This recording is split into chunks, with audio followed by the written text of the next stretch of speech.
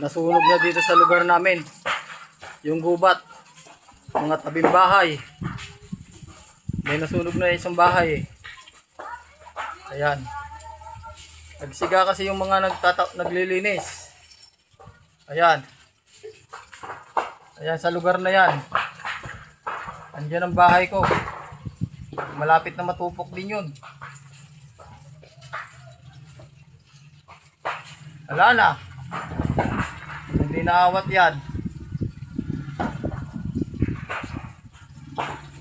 Ayan lang, hanggang dyan yan, mula dyan. Yung bahay yan, laganap na ako. Grabe. Bakit may naisipang magsiga? Kainitan ng araw, nagsiga. Kawayan na yan, mga kabs. Mga kawayan na yan, nasusunog na yan. Bahay ko, ayan oh.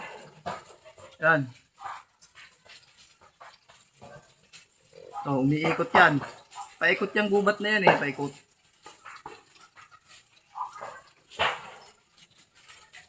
Yan na, delikado.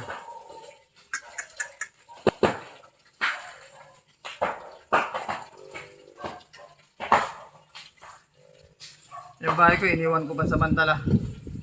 Okay. Delikado yan eh. Dito muna ako sa bahay ng kuya ko. Yan. Yan, sa mismong yan, sigat, tapat na sa yunod na yan. Ayun!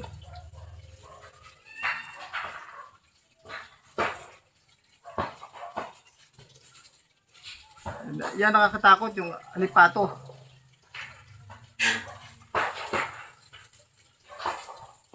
Ang hirap awatin yan. Ayan o, lakas o. Yan.